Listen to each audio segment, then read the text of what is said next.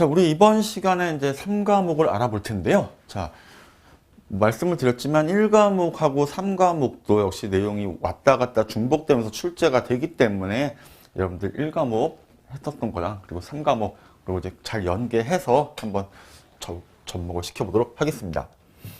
자, 뭐든지 시험에서는요, 첫 부분들이 상당히 많이 나와요. 개념적인 측면하고요, 특징적인 측면, 그리고 이제 어떻게 장점과 단점이 기술되는가, 이제 또는 다른 거 하나 골라내기, 이런 형태의 문제가 나오는데요. 자, 3장 이제 우리 시작하게 되면 이제 시장 세분화. 자, 마케팅에서 시장 세분화, 즉, 여러분들 잘 아시다시피, 저거 있지 않습니까? STP 전략이라고 혹시 기억하시는지 모르겠는데, 시장을 세분화시키는 것부터 이제 세그멘테이션이라고 얘기를 하고요. 그 다음에 그 다음 단계, 타겟팅. 시장을 세분화하면 아무래도 고객들을 우리가 선정을 해야 되잖아요. 그렇죠? 타겟팅, 목표 시장 선정을 하고요. 그리고 마지막, 우리가 선정한 시장에 대해서 사람들한테 마음속에 우리 제품을 각인을 시켜야 돼요. 그래요. 나중에, 배 아플 때는 무슨 약 하듯이, 배고플 때는, 이런 음식. 이렇게 딱 떠올릴 수 있게끔 만들어주는 그런 세 가지 과정을 거치게 됩니다. 그래서, 시장 세분화를 먼저 보면요.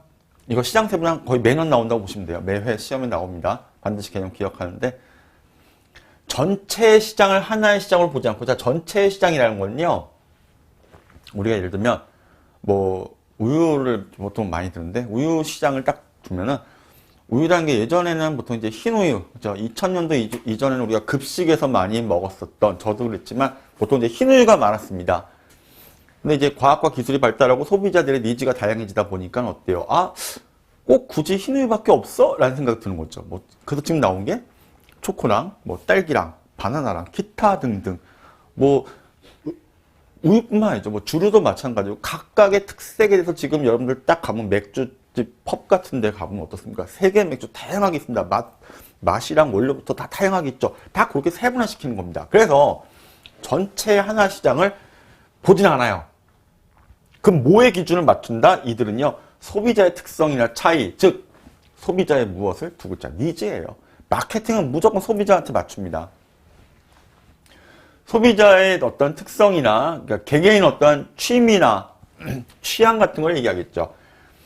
자, 그래서 이걸 조금 구체화시키면 전체 시장, 하나의 전체 시장을 비슷한 기호와 특성을 가진 차별화된 마케팅 프로그램을 원하는 집단별로 나눕니다. 즉, 우유를 놓고 봤을 때, 흰우유가 기본적인 시장이었다면 그 흰우유에서 파생된 딸기랑 커피랑 바나나랑 이렇게 비슷한 기호와 특성을 가진 사람들이 모이잖아. 그쵸? 그거 좋아하는 사람들끼리 모이잖아요. 그치? 한식, 중식, 양식 이렇게 나누듯이.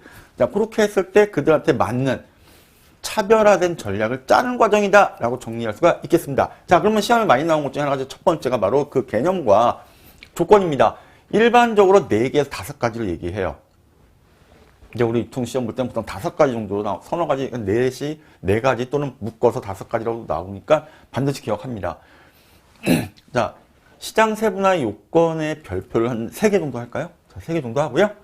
첫 번째 보면 유지 가능성. 앞에 있는 수식어들을 반드시 기억을 하시면 뒤에 내용 이해가 쉽습니다. 자, 뭔가 유지를 한다는 얘기가 되는데, 보면, 세분 시장이 우리가 목표로 해서 나누었던 그 시장이 충분한 규모이거나 또는 해당 시장에서 이익을 낼 수 있는 정도. 우리가 오늘만 사업하거나 장사하고 끝나는 거 아니잖아요. 그쵸? 자, 우리가 1년이든 10년이든 100년이든 가고 싶어 해요. 그쵸? 그래서 우리가 여기 뛰어들었을 때 돈을 벌 수 있느냐, 결국. 이익을 낼 수 있느냐예요. 들어갔는데 마이너스 치면 안 되잖아요. 그쵸? 그래서 충분히 우리가 거기에 들어가서 이익을 낼 수 있는 규모 있는 시장이 되냐. 흔히 말하면 가게 몇 개 있고 손님들도 없는 데보다는 큰 데가 좋잖아요. 그쵸? 그런 크기가 되어서 우리가 계속 점포를 유지할 수 있느냐를 보는 게 첫 번째 유지 가능성. 두 번째, 측정. 자, 관리자는 각 세분 시장의 규모 및 구매력 등을 측정할 수 있어야 된다. 위에 거랑 얘기해서 조금 더 살을 붙인다면은 우리가 그렇잖아요. 우리가 앞으로 여기서 계속 해나갈 수 있을 것인가? 과연 수요자가 있을 것인가? 수요가 오늘은 50명, 내일은 100명 이렇게 해서 늘려가야 되는데 점점 수요가 줄어서 1명, 2명 이러면 우리는 굶어 죽기 딱이잖아요. 그렇죠? 그래서 어떻게 해서든 우리가 그 시장 안에 있는 목표 타겟들이 얼마만큼 있는지 그런 것들을 측정할 수 있어야 되고요. 그 규모도 공부입니다. 하지만 우리가 이렇게 측정했다 하더라도 실질적으로 도잉이 돼야 됩니다. 액션이 취해져야 되는데 각 시장에서 소비자들한테 매력 있고 소비자들이 봤을 때 혹해서 사고 싶어 라는 느낌을 들게 해야겠죠. 그리고 이들의 니즈에 충분히 부응해야 돼. 소비자가 원하는 건 이런 제품들인데 지금 시장에 나와 있는 건 옛날 제품이야. 그러면 우리가 좋아하겠어요? 그럼 우리는 그 시장을 떠나게 되겠죠.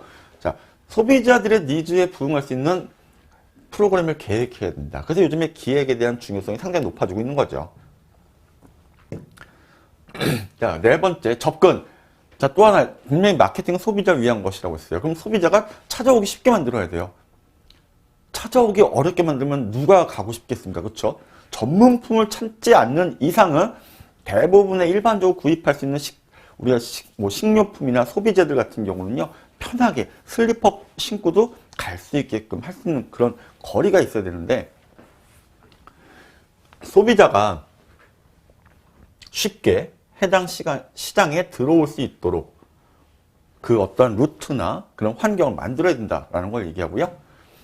자, 그리고 마지막에 이제 선지를 가장 여러분들 헷갈리게 만드는 게 바로 내부적인 동질성과 외부적인 이질성입니다.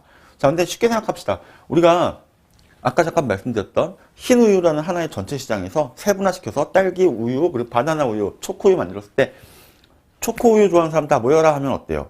그럼 그 시장 안에 있는 하나의 시장 중에서 초코우유만 좋아하는 사람들끼리 어떻게 다 모인다라는 겁니다. 내부적으로는 서로 으쌰으쌰 동질적으로 협력을 한다는 얘기입니다. 하지만 사람이 어때요? 왜 우린 초코우유 좋아하는데 갑자기 바나나 우유 좋아하는 집단들이 와서 막 싸워. 서로 그렇잖아요. 그렇죠? 적대적이잖아요.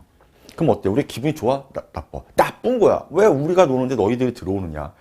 내부적으로는 단결을 하는 동질성이지만 외부적으로 초코우유 말고 딸기 우유나 바나나 우유 좋아하는 사람들이 들어온다. 그럼 조직과 조직이잖아요. 그렇죠? 그럼 어떻다? 외부적으로 서로 이질적이다. 다르다라는 거예요.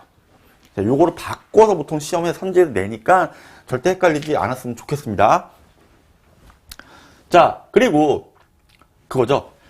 믹스에 대한 믹스라는 건 몰라도 돼. 여러분들 이것만 아시면 돼요. 동일한 세분 시장의 구성원은 같은 걸 좋아하는 사람들끼리 모였으면 동질성, 그리고 서로 다른 걸 좋아한다. 그러면 우리보다 외부적으로 이질성을 띈다라는 것만 기억을 하시면 돼요. 그렇게 해서 이제 S가 끝나고 나면은 이제 T.